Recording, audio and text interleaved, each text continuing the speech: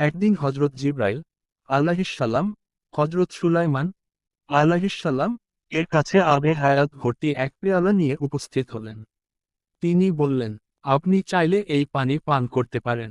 এটিকে পান করলে কিয়ামত পর্যন্ত বেঁচে থাকবেন। আর যদি না চান, আমাকে ফিরিয়ে দিন।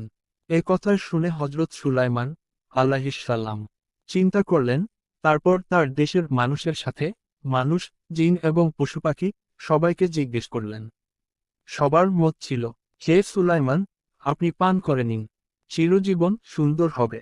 কিন্তু তিনি বললেন, আমি সকলের সঙ্গে পরামর্শ করেছি, কিন্তু আমার বুদ্ধিমান ও কাটার বর্মধারী বন্ধুকে, জঙ্গলের শাহী সজারু, এখনও ডাকা হয়নি।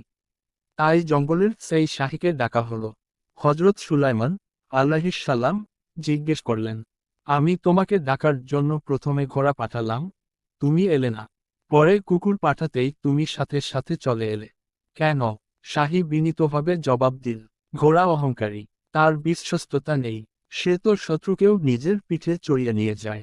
কিন্তু কুকুর, মানুষ তাকে যতই নিন্দা করুক, সে বিশ্বস্ত।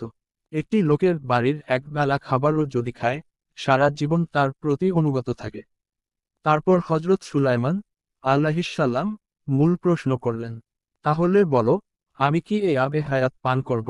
শাহী মাথা নিচু করে বলল, হে আল্লাহর নবী, যদি এই পানি শুধু আপনার জন্য হয়, তাহলে পান করবেন না। কারণ আপনি বেঁচে থাকবেন চিরকাল, কিন্তু আপনার সন্তান, আপনার বন্ধু, আপনার প্রিয়জন সবাই একে একে চলে যাবে। প্রতিটি দিন আপনার জন্য হবে একাকিত্ব আর গভীর দুঃখের। চিরজীবন যদি একাকিত্বে কাটে, সে জীবন সুখের নয়। জঙ্গলের এই সাধারণ প্রাণীর গভীর কথা হজরত সুলাইমান আলাইহিসসালাম এর হৃদয়ে দাগ কাটল। তিনি আবে হায়াত পান করলেন না এবং পেয়ালাটি হজরত জিব্রাইল আলাইহিসসালাম কে ফেরত দিয়ে দিলেন। এই হৃদয়স্পর্শী ঘটনা শেয়ার করুন, যাতে সবাই উপকৃত হয়। আরও ইসলামিক গল্প ও নসিহত পেতে আমাদের চ্যানেলটি সাবস্ক্রাইব করুন।